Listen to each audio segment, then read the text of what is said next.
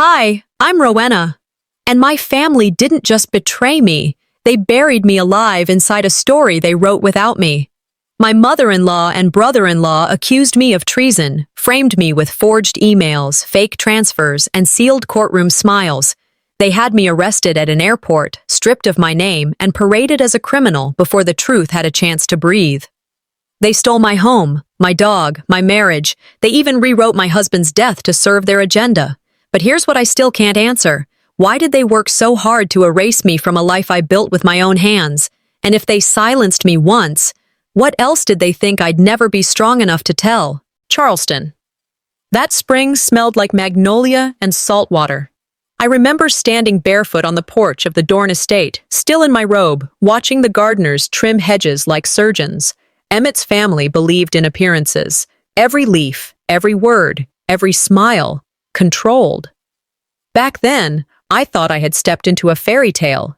The man I married was gentle, bookish, had this old-world charm like he belonged to a different time. But marriage, I would soon learn, wasn't just about the man. It was about the system he came from, the one I was never meant to touch. The Dorn name came with country clubs, whispered legacy dinners, and rules no one wrote down but everyone obeyed. I tried. God, I tried to fit in. But I always felt like a coat someone forgot to hang, present but never really worn. My first meeting with Vera should have told me everything. She wore cream silk and pearls so tight they looked like they'd snap with one wrong word. When Emmett introduced me, she smiled without using her eyes and said, "Bless your heart, you must be exhausted, adjusting to all this." All what? The house, the staff, the way she said Rowenna like it was something she'd have preferred left off the invitation. I gave her the benefit of the doubt because that's what Southern girls are raised to do, smile and bake apologies into every sentence. But Vera, she didn't do doubt. She did decisions. The day before the wedding, she knocked on our suite door holding a manila envelope and 2 mimosas. "Just a little estate paperwork," she cooed. "You know how these things are? Legacy families? We run on legal clarity." Emmett looked uneasy. "It's just a premarital agreement," he said, kissing my forehead. "Standard stuff. Dad insisted on it, even for my sister. I didn't ask questions. That's on me. I skimmed, signed where they pointed. No one ever thinks they're signing away more than assets. I signed away a seat at the table I hadn't even realized was conditional. We danced that night under string lights and Spanish moss. The string quartet played Sinatra, and Vera toasted us with a glass of sparkling cider for the optics. I thought that night would be a memory I'd carry forever. Turns out, it was the last night I believed I belonged. 3 months later, Emmett died in a rain-slicked accident driving home from a late board meeting. They said he skidded off the causeway, hit a tree, no alcohol, no drugs, no brake marks, just gone. I barely had time to cry before the estate took over. Calls were redirected. My access to our joint accounts was frozen, pending probate. A polite woman from the family law firm handed me a black dress for the funeral, still on the hanger. I arrived at the church early. The usher looked surprised to see me. "There's been a change," he said, glancing at the folded paper in his hand. The family preferred the front row be reserved for board members. I stood there like a potted plant while strangers filed past me to sit where I should have been. Vera stood at the pulpit, delivering a eulogy like she was describing a museum exhibit. "My son was a steward of legacy," she said. "He upheld the values our family has cherished for generations. Not a word about our marriage, not a word about me." When they displayed the slideshow, photo after photo of Emmett with his college friends, childhood pets, charity galas, I wasn't in a single one. It was like someone went through our entire life together with a scalpel and cut me out. Later that evening, I drove back to the house. Not home, not anymore.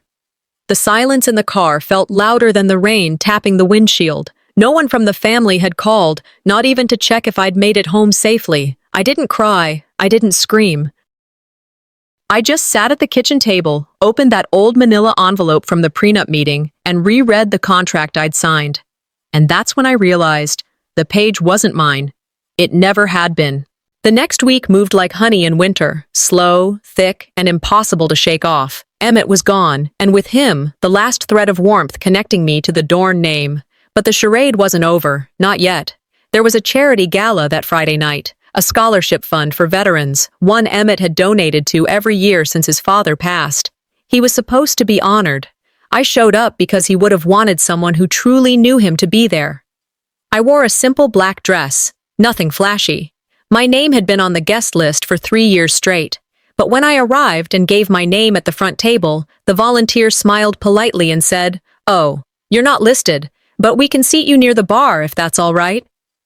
The bar, a place for distant cousins, forgotten investors, and ex-employees, not the wife of the man being honored.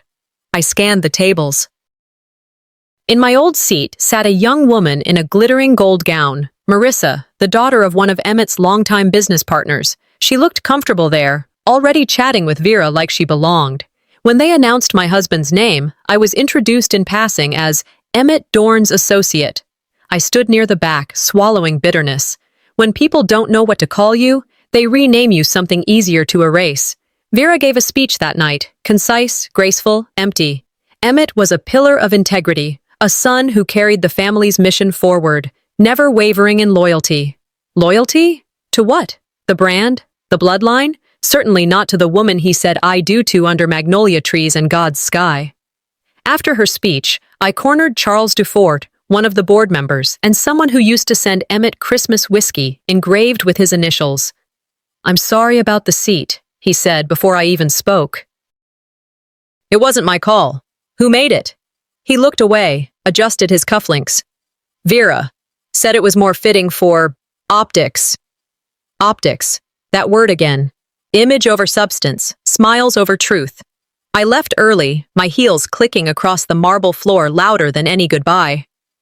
When I returned home, still technically mine, I poured a glass of water and sat in Emmett's study. The place still smelled like him, cedarwood and graphite. The desk drawers were locked. I remembered a small key Emmett had given me months ago, with a laugh. "In case I disappear," he'd joked. I thought he meant emotionally. I didn't think it would come to this.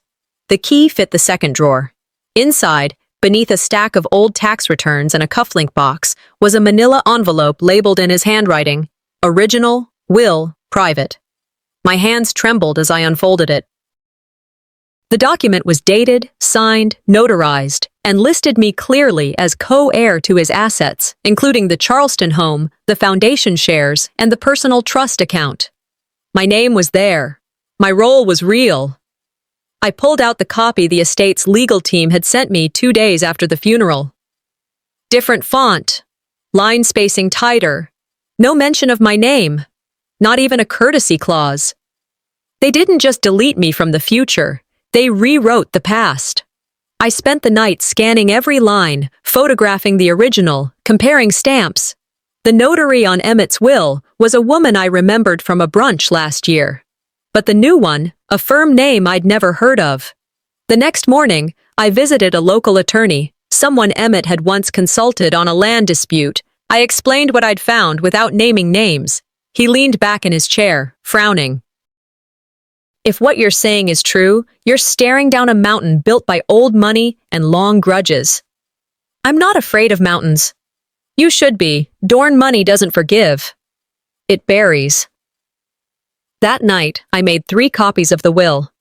I mailed one to a friend out of state, stored another in a safety deposit box, and kept the third in a hollowed-out law textbook I'd never returned to the university library. Just after midnight, the doorbell rang. A courier stood there, pale from the rain.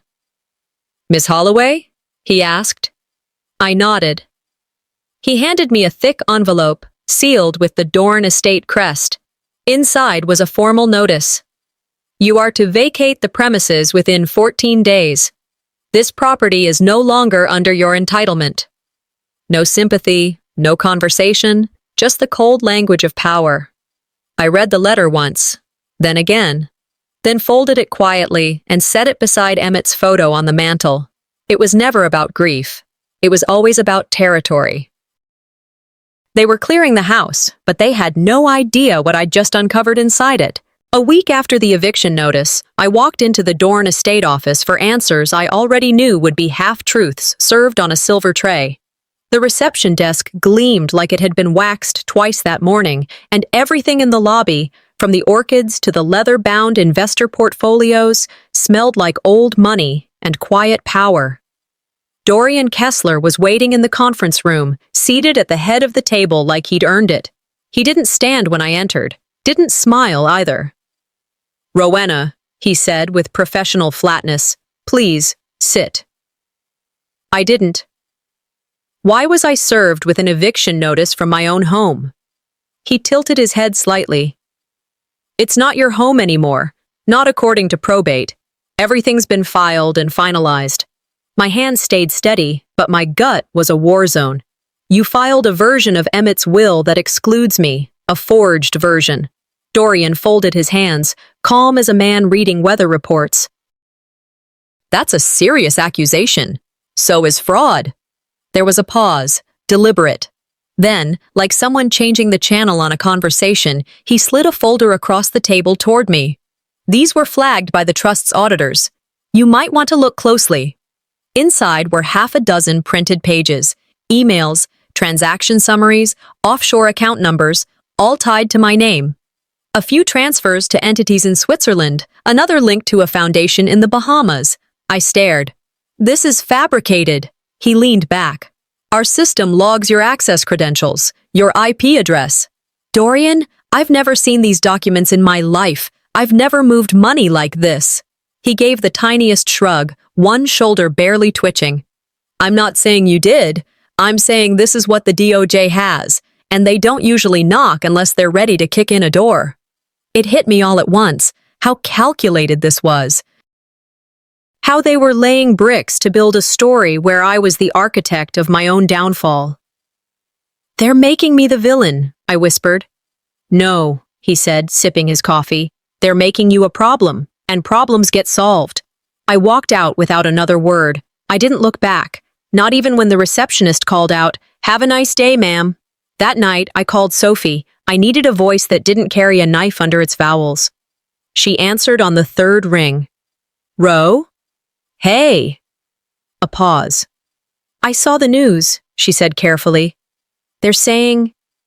"It doesn't look good, Ro." "I know how it looks," I said. Another pause. "Is any of it true?" she asked. I couldn't answer. Not because I was guilty, but because hearing her say it, hearing my own sister wonder... I didn't want to ask, she added quickly. But the stories are everywhere. And the way Vera's speaking out, she sounds so composed, so certain. My chest tightened. "You think I did this?" "No," she said too fast. "I think I don't know what to think." That broke me more than anything Dorian said. I ended the call without saying goodbye. When the world doubts you, you push forward. But when your own blood hesitates, you freeze. I didn't cry.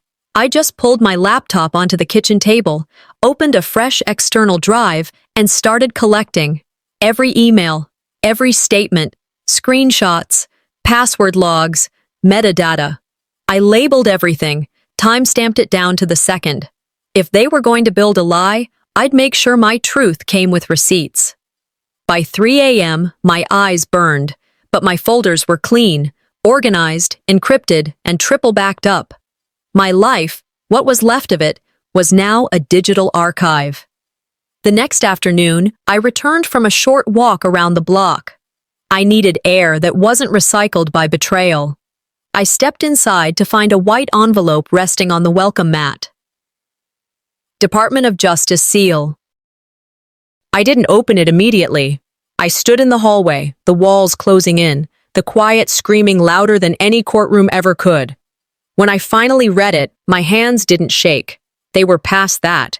"You are hereby requested to appear for questioning in relation to an active investigation involving financial treason and fraud." My name, my address, my life. As I set the letter down, the doorbell rang. Through the peephole stood 2 federal agents, badges out, faces impassive, holding a sealed warrant. I always thought being innocent would protect me. That night, I learned it only made me a perfect target. Charleston International was humming with the usual friction of early departures, suitcases dragging across tile, half-awake baristas serving triple espressos, children melting down in security lines. I wore a loose cardigan, jeans, and sunglasses, blending in with every other woman trying to catch a morning flight. My ticket said Chicago, but my head was already racing beyond the gates, to the quiet apartment of my journalist friend, Elena. She'd told me, "Get here, we'll sort this out." I wasn't running. Not from guilt, at least. I was looking for clarity, maybe even protection. As I reached for my boarding pass at the TSA checkpoint, the agent glanced at his screen, then at me. "Ma'am, can you step over here a moment?" My heart started tapping against my ribs, not racing, just alert. I followed without protest, trying to smile like someone who'd accidentally packed full-size shampoo. Behind me, the conveyor belt whirred. Two men in dark jackets walked toward me, badges already raised. "Rowenna Holloway?" one asked. "You're under federal investigation. We have a warrant for your arrest." There was a moment, half a breath, where I thought, this isn't real. Then one of them pulled out cuffs. Click. They didn't even lower their voices. Around me, phones came up. I could see lenses pointing at my face, fingers tapping record buttons like it was the newest scandal on a reality show. A woman behind me gasped. I heard someone whisper, "That's the Dorn widow, the one from the embezzlement story." As they read my rights, the only thing I could think was, they didn't just come for my freedom, they came for my name. The agent placed a hand on my elbow, not rough, not gentle either. We walked past the staring crowd, my shoes squeaking slightly against the linoleum. Somewhere in the terminal, someone muttered, "Looks like another trust fund terrorist." No one corrected them. I was processed in a glass room under the airport's security wing, fingerprinted like a stranger to myself. I didn't cry. I didn't argue. I simply watched the news scroll on the mounted television. Breaking, widow of Emmett Dorn arrested at airport in ongoing treason probe. They didn't say my name, just widow, as if that was all I ever was. By noon, I was in an orange jumpsuit, standing in a courtroom that smelled like stale wood polish and cold coffee. The judge wore tired eyes. The prosecutor wore pride. Vera sat in the front row, a monogrammed handkerchief pressed gently to her cheek. She looked like she might weep for the cameras. Dorian sat next to her, jaw clenched like he'd just swallowed a bitter pill, but not too bitter to enjoy. The prosecutor's voice was sharp, rehearsed. This woman used her access within the Dorn family to commit deliberate financial crimes. Funds moved internationally, encrypted communications, behavior consistent with espionage frameworks. I stared at the microphone, wondering if it would pick up my heartbeat. Then Dorian testified. He looked directly at me as he spoke. Rowenna became emotionally erratic after Emmett's death. She was secretive, refused to share family financial records. I found her behavior deeply concerning. Liar, but no one batted an eye, not even the judge. My own lawyer, court-appointed and clearly out of his depth, flipped through notes like he'd just met me that morning. When they denied bail, I didn't flinch. I didn't give them the satisfaction. That night, they transferred me to a temporary holding facility. No windows, just pale walls and flickering fluorescent lights that buzzed like they were mocking me. I lay on the cot, stiff mattress beneath me, trying to remember my own wedding vows. I choose you, no matter what comes. What came was handcuffs and headlines, and the slow, cold realization that innocence doesn't protect you when silence makes you the perfect scapegoat. At some point past midnight, I heard the faint knock on the door. A guard's shadow loomed across the narrow window. "You've got a visitor," he muttered. I sat up, confused. "My lawyer?" He shook his head. "Lady says her name's Maxine. Brought a file. Said she doesn't believe a damn word they've said about you." The transfer van rattled like a borrowed skeleton all the way to Columbia. The cuffs cut into my wrist just enough to remind me I wasn't dreaming. At intake, they shaved hours off my name. I wasn't Mrs. Dorn. I was 67402. I stopped being a person when they swapped my clothes for fabric that smelled like bleach and stale coffee. The federal detention center was colder than I expected. Not in temperature, though the air conditioning never stopped humming, but in presence. Eyes didn't meet yours unless they had to. Voices dropped off in mid-sentence, as if words themselves were contraband. My cell had a view of nothing but a concrete wall that looked like it had spent its entire life refusing to feel. That first night, I didn't sleep. I counted the seconds between the buzz of fluorescent lights. I thought about my wedding vows again. Not the words, but the sound of Emmett's voice as he said them. How his hand had squeezed mine like it was making a promise too heavy for air. In the morning, I was summoned to a visitor room. I expected another lawyer I hadn't chosen. Instead, a woman in her early 60s stood behind the glass, hair tightly pulled back, eyes too awake for someone institutionalized. She didn't introduce herself right away. She sat, opened a manila folder, and then looked me square in the face.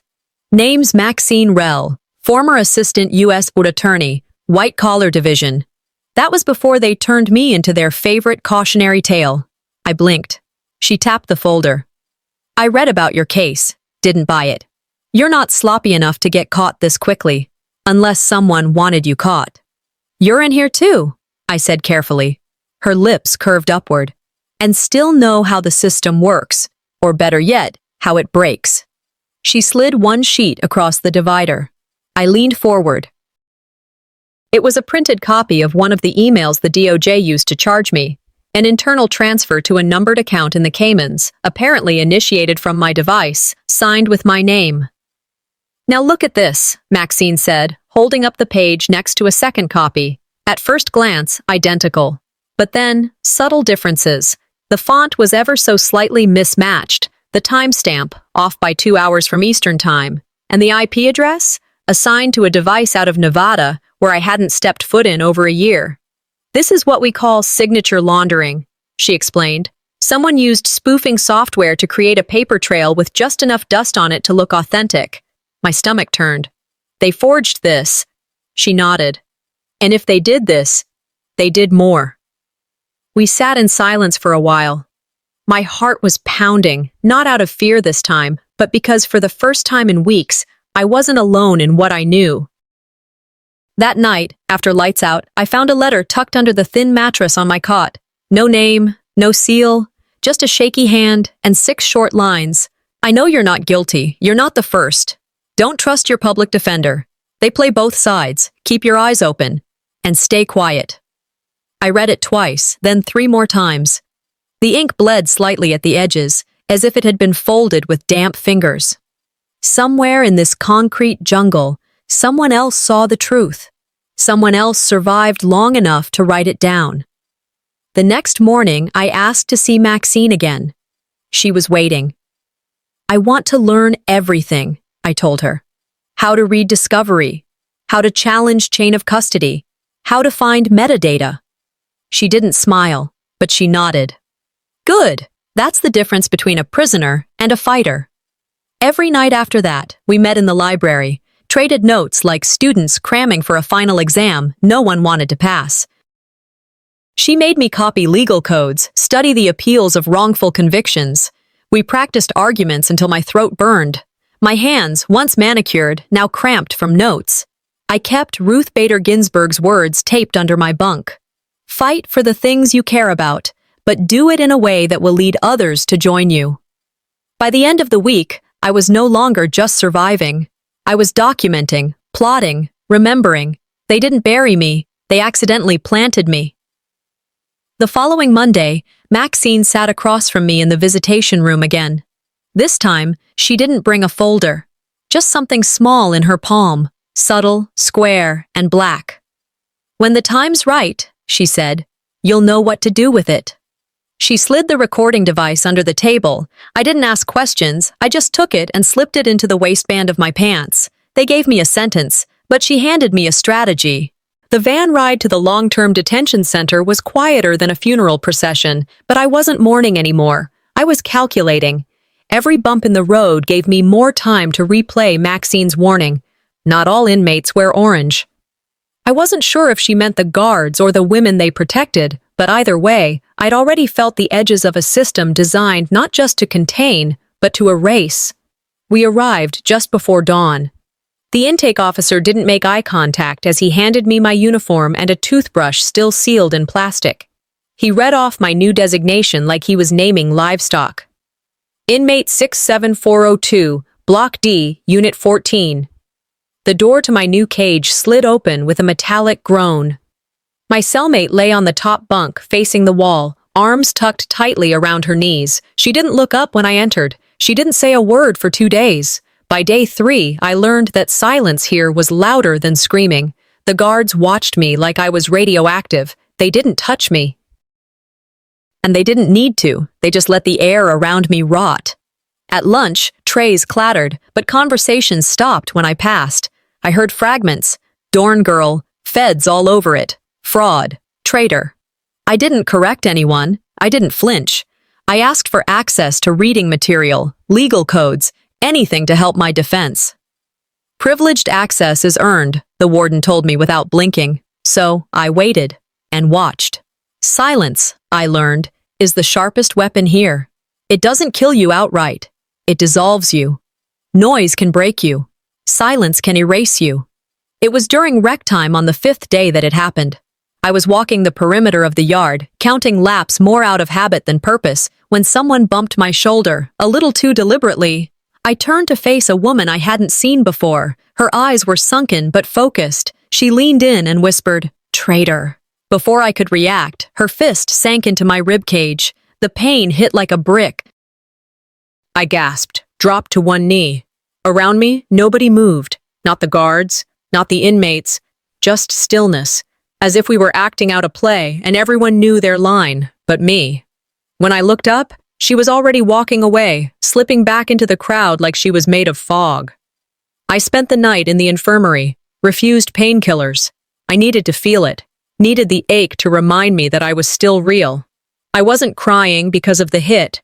I was crying because somewhere outside those walls, someone had paid for it. A nurse, probably new, lingered near the foot of my bed. She looked uneasy. "They said she got extra commissary this week," she whispered, not meeting my eyes. "From who?" She shook her head. "Didn't say, just outside. Someone." That night, when I returned to my cell, Maxine was waiting. "Didn't take long," she said, handing me a stack of yellowed folders. "Who was she?" "Doesn't matter. What matters is the method." "You're not the first." She pulled out a worn case file. 4 years ago, a woman named Karen Muller got nailed for laundering. Turns out she was a scapegoat. Family business, same pattern.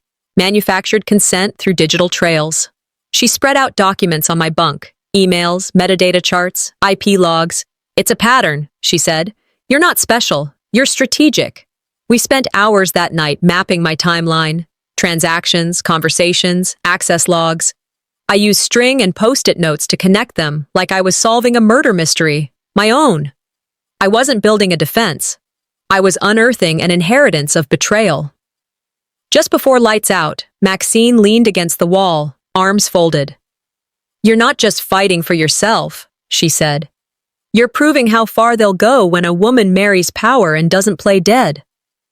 I didn't sleep that night. Instead, I stared at the timeline I'd taped to my wall. It looked like a spider's web, except I wasn't the one who spun it. I was the fly. Near 2 a.m., a guard passed by and paused at my door. No words, just a silent motion. He slipped a manila envelope under the door. Inside was a single photograph. It was Emmett, alive, standing in a parking lot, holding a coffee cup from a place that didn't exist in Charleston. The timestamp? 2 days after the crash. I sat down slowly, the picture trembling in my hand. If Emmett was alive after the crash, someone's death wasn't the only lie they staged. The photo of Emmett haunted me more in silence than when I stared directly at it. I'd kept it folded, tucked in the lining of my mattress, checking every few hours to make sure it hadn't vanished like a hallucination. But it never changed. The timestamp was still clear.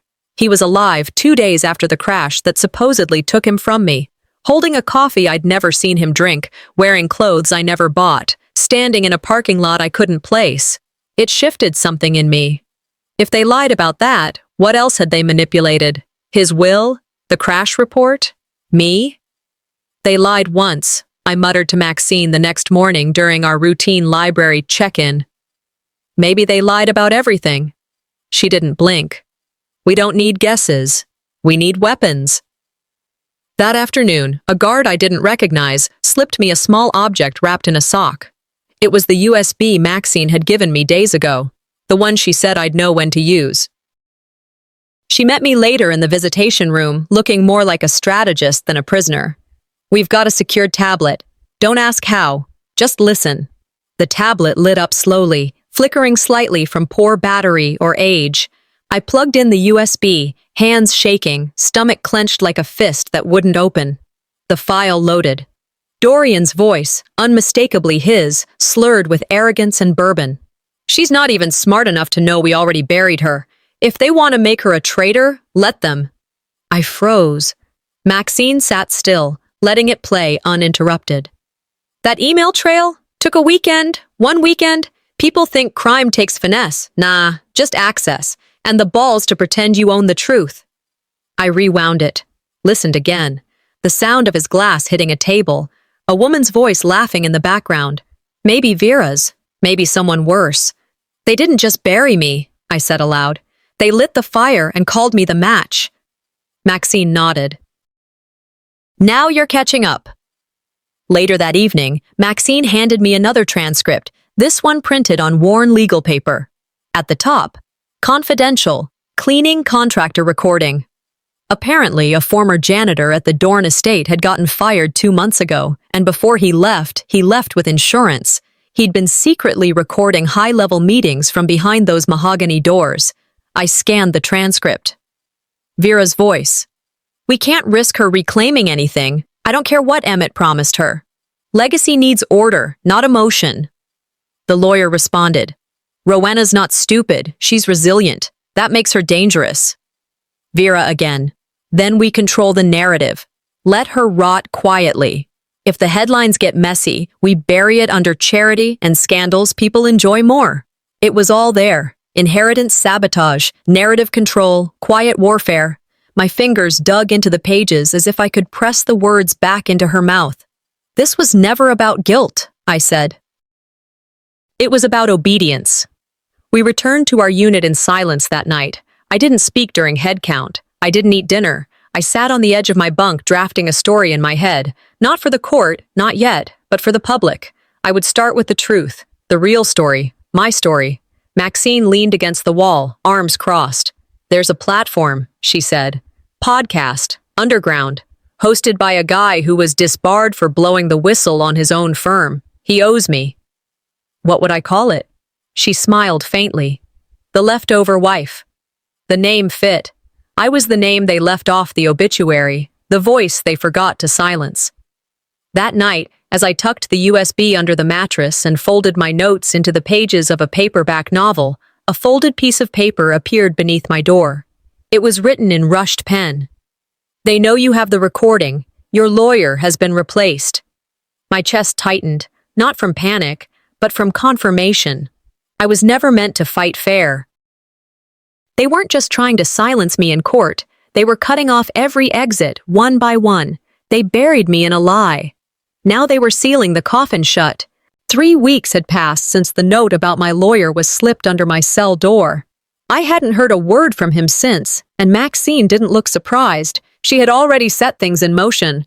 We don't waste time chasing people who fold, she said. We replace them. That replacement came in the form of a man named Ezra Teller, sharp-suited, mid-40s, with a reputation for taking on unwinnable cases and exposing the cracks no one else dared to touch. He didn't smile when we met, just offered a nod and said, "Let's ruin them." Maxine arranged the handoff through a contact in a legal advocacy group she once mentored. They pushed through a motion for digital evidence submission. The court approved. We had one shot to present what they never expected anyone to see. They brought me to court in shackles, but I held my head high. This time, I wasn't the story they scripted. I was the one they missed rewriting. Ezra opened with confidence, but no theatrics. Your Honor, what we have is not a defense, it's a revelation. He pressed play on a file that echoed through the courtroom like a confession. Dorian's voice, drunken and smug, filled the space. She's not even smart enough to know we already buried her. If they want to make her a traitor, let them. There was a shift in the room. Audible discomfort. Ezra followed with a forensic analyst, a soft-spoken woman with steel in her tone. She laid out the metadata, line by line, fabricated timestamps, location mismatches, voice samples generated through AI replication software. This wasn't sloppy fraud, she concluded. This was tailored deception, built by someone who knew what they were doing. Dorian sat still, but his jaw clenched tighter with every slide. Vera kept her face blank, but her knuckles turned white around the edge of her chair. Across the aisle, a young reporter scribbled notes so fast his pen squeaked. Then, as if the universe knew timing better than any script, a guard leaned in to whisper in Ezra's ear. He looked at me, somber. "You need to know something, right now." During a recess, I was led to a quiet room. There, the same guard handed me a thin envelope. Inside was a copy of a local police report. Elena, my friend, the journalist I was meant to see in Chicago, was dead. Single vehicle accident. No foul play suspected. No passengers. No witnesses. I didn't cry. I took a pen from Ezra's pocket, turned to the back of my prison notebook, and wrote her name in bold letters. Then I circled it. Twice. They weren't just trying to silence me anymore. They were sweeping the battlefield before I could step onto it. This wasn't survival. This was war. The judge returned and granted me temporary bail, pending a full review. It wasn't freedom. It was a narrow hallway with doors that could close at any second. But I took it. Media started circling like sharks sensing blood, except this time the scent was coming from the wrong side of the courtroom. A podcast episode went viral that night. The wife they tried to delete. It included snippets of the Dorian tape, breakdowns from the forensic testimony, and even quotes from my wedding vows. People began asking questions. Why had the will changed? Why was Emmett's death timeline unclear? Why had I, someone with no prior record, been prosecuted with such haste? The narrative shifted. For the first time, I wasn't just the accused. I was the anomaly that didn't fit their script. Late that night, after Ezra dropped me back at the holding facility, a guard handed me a burner phone, contraband, but sanctioned under the table by someone higher up who knew what was happening. Stank.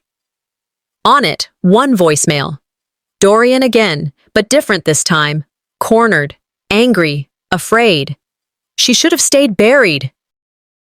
You don't pull a ghost out of the ground unless you're ready to join it. I played it twice. Then I smiled. They didn't know I was listening. Now the world is too. The sky outside the courthouse looked too blue for what I was walking into.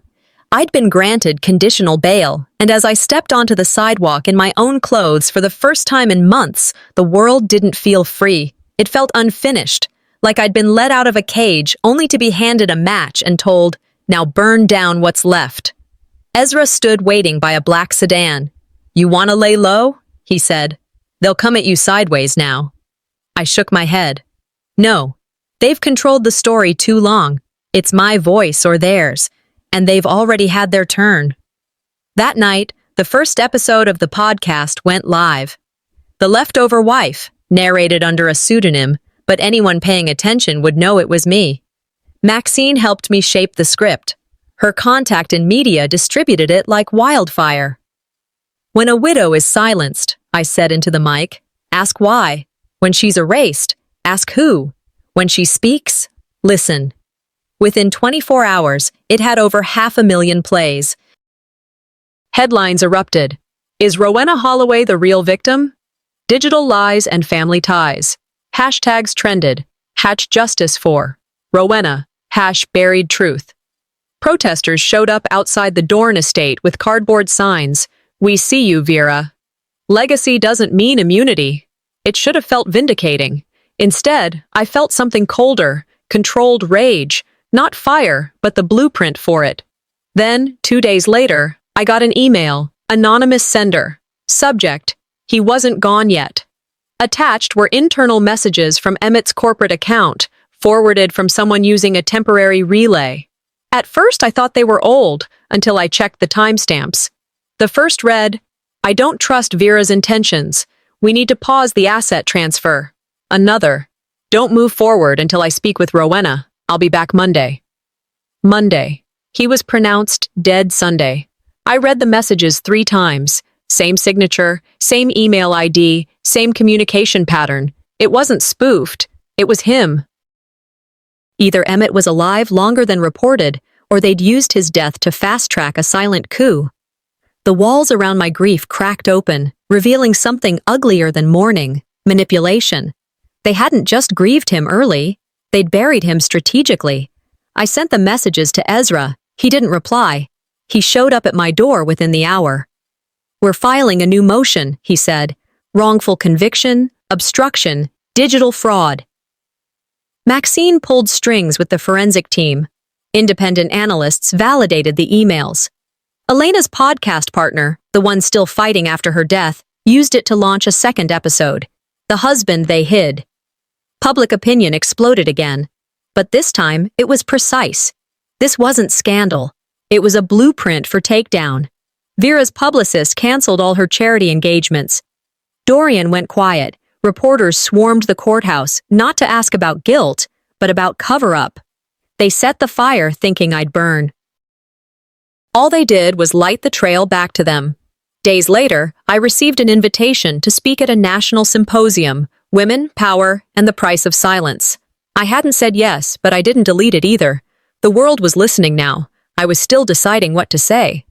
I stayed up late that night reviewing more evidence, sipping peppermint tea, thinking of the podcast. I was drafting an outline for the next episode when a notification popped up, an email from someone I hadn't heard from in months.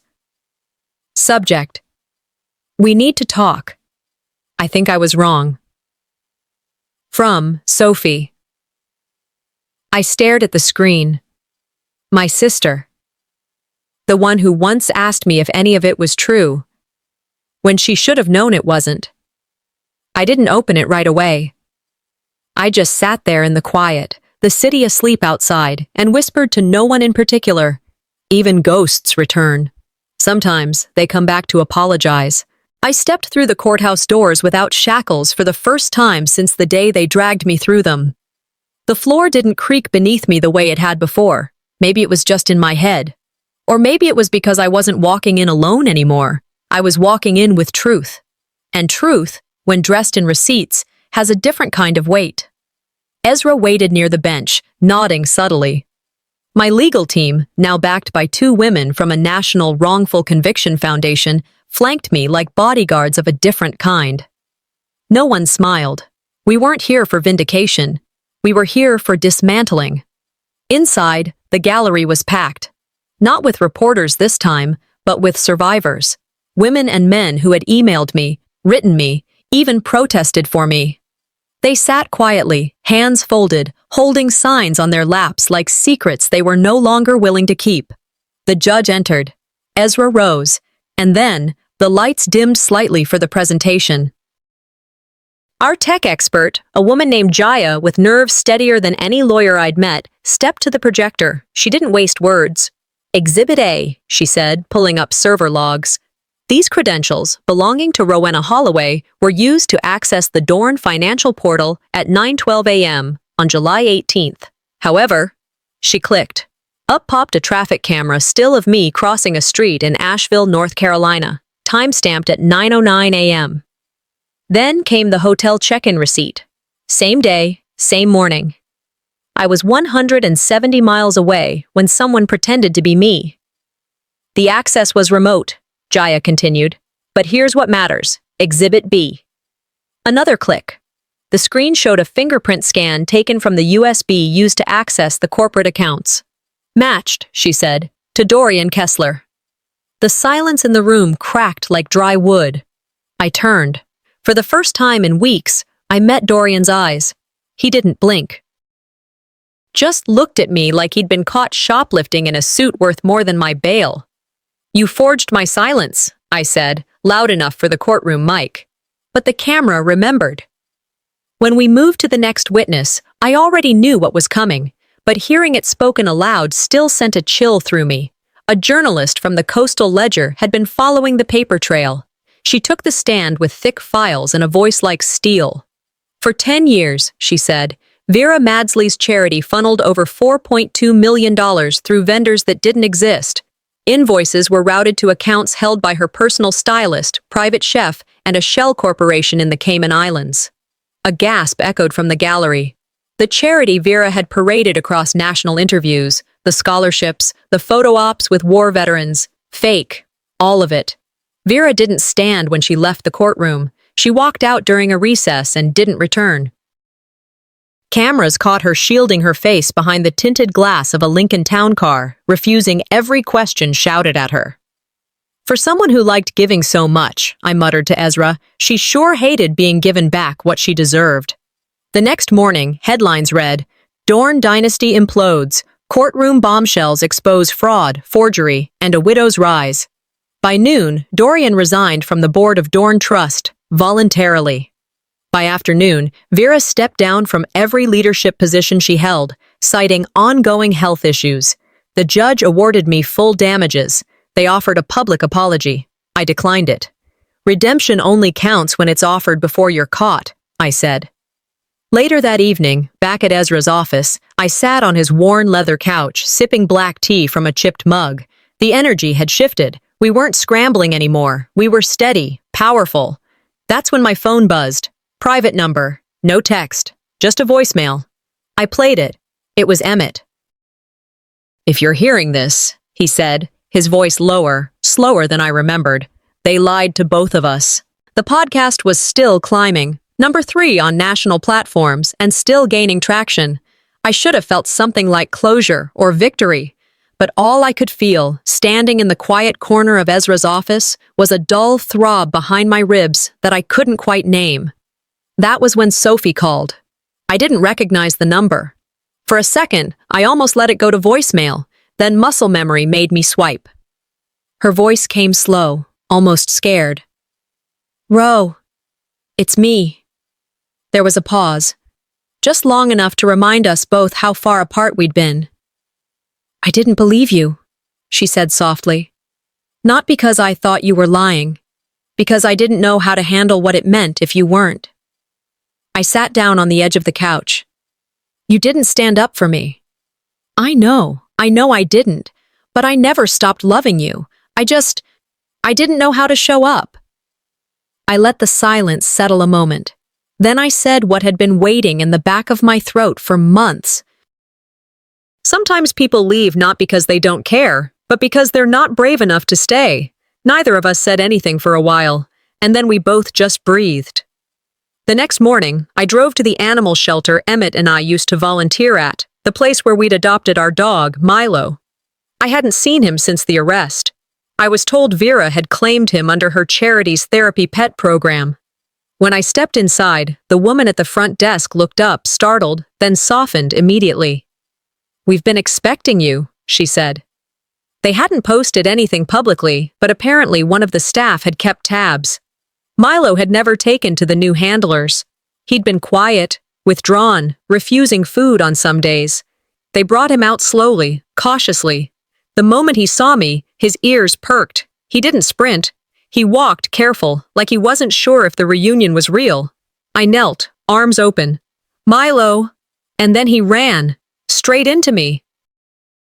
We sat on the cold tile floor of that shelter, his head buried into my lap, both of us breathing like the world had just tilted back into place. They'd paraded him around on donor brochures, posed him next to fake war heroes and sad-eyed children. But now he was home. Not because they gave him back, but because he came back the moment he saw me. That night, I stood before Vera and Dorian one last time, in a closed restitution hearing. Dorian wouldn't meet my eyes. Vera sat in silence, her lawyer answering every question for her, as if speaking out loud would crack the shell of control she'd built her life around. They offered compensation, money, land, even an open letter for the press. I declined it all. I spoke not for them, but for the part of myself that had stayed buried too long. "You didn't break me. You just taught me how many pieces I had left to build something new." They said nothing. As I walked out, I remembered something Maya Angelou once wrote.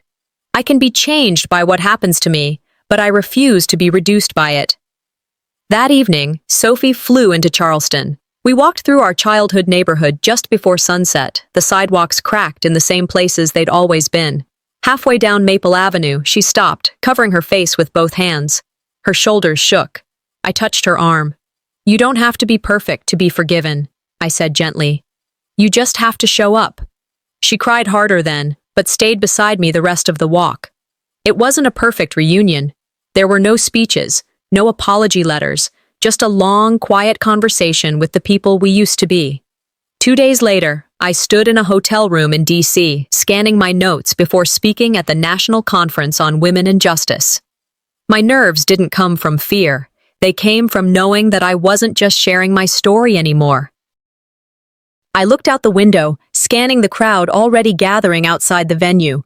Dozens of women, some holding signs. One caught my eye. It read, "Justice for Holloway was only the beginning." I smiled, not because it was over, but because it was finally starting to make sense. I didn't fight to return to who I was. I fought to become who they never imagined I could be. The stage lights weren't harsh. They were warm, almost forgiving.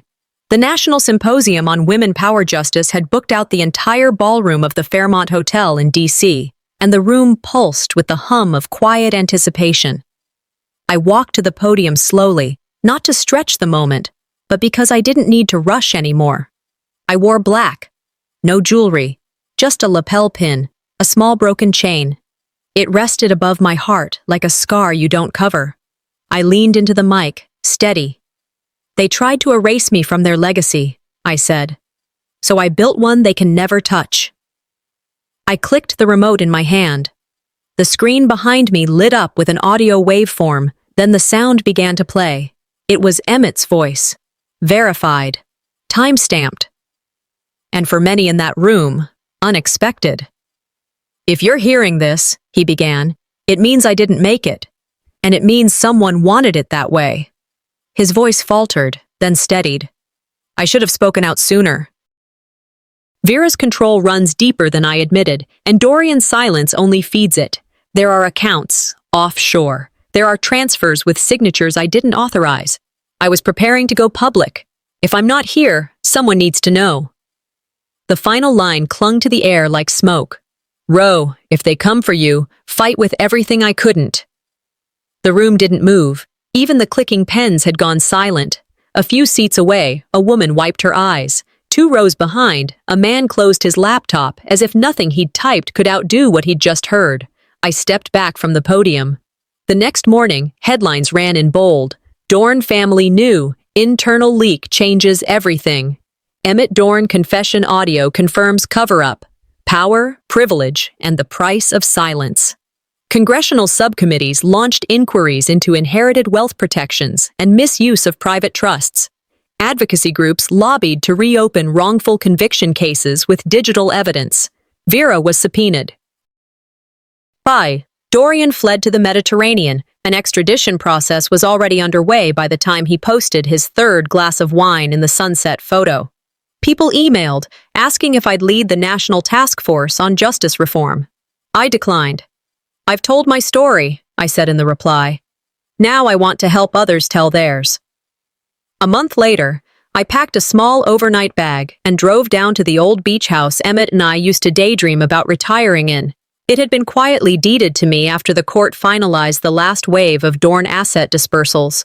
I sat on the porch with Milo curled at my feet, the Atlantic murmuring just beyond the dunes. I didn't bring a laptop, just a notebook, blank pages, a pen.